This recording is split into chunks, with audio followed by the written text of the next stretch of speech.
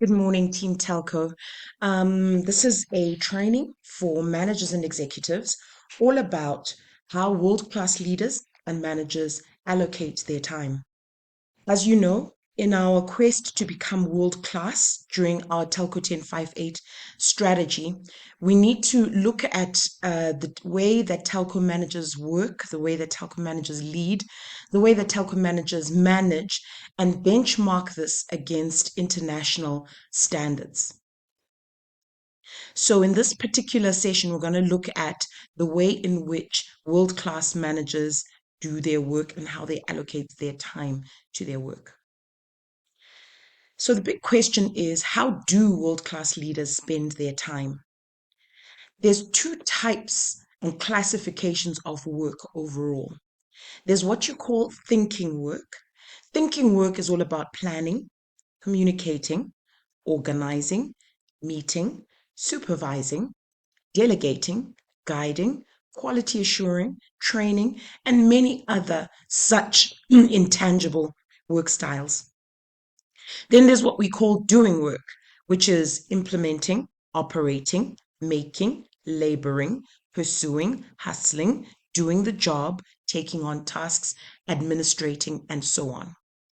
Now, if you were to think about a split between how world class leaders spend their time, where do you think world class leaders spend most of their time? From all the leadership and management literature that you've read, where do you think they spend most of their time? And how much time do you think they spend on each classification of work?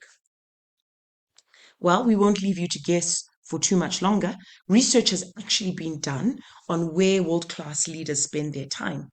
And you will find that there's a 78-22 split. Almost 80% of leaders' time is spent doing thinking work. And I'm sure that's not a surprise to you. Thinking work, which is planning, communicating, organizing, meeting, supervising, delegating, guiding, quality assuring, tracking, training, learning and development, and strategizing. That is where 80% of the time of world class leaders is spent. And then 20% of their time is spent doing work, implementing, operating, making, laboring, pursuing, hustling, doing the job, and taking on tasks. Does something about this ratio of 80-20, does something about it ring a bell in your head? If it does, it's because there's a Pareto principle that is sometimes called the 80-20 rule.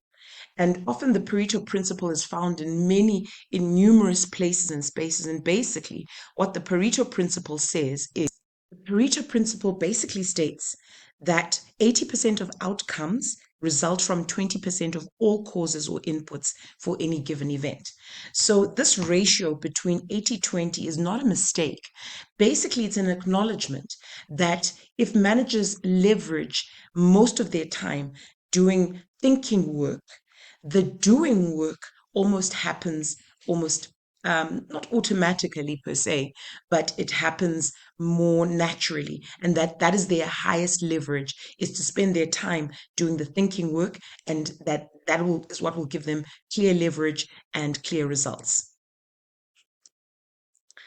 This is another look at a hierarchy of how leaders spend their time.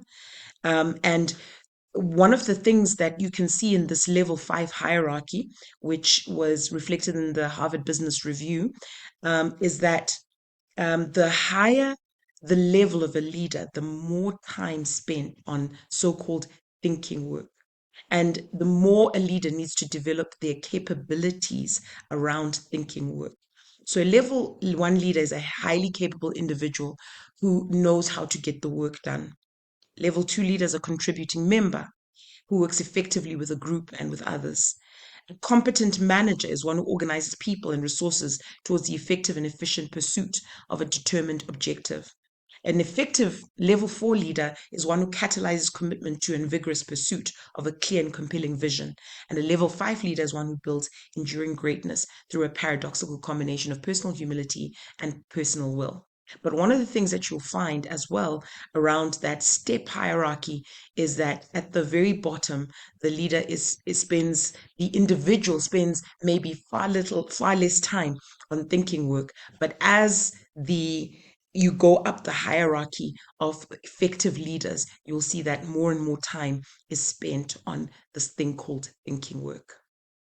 If you've got any questions or comments about this whole issue of thinking work versus doing work, please don't hesitate to contact me or any of your EXCO members in order to get clarification or to get help in terms of how you can become a more effective leader by spending more time doing thinking work.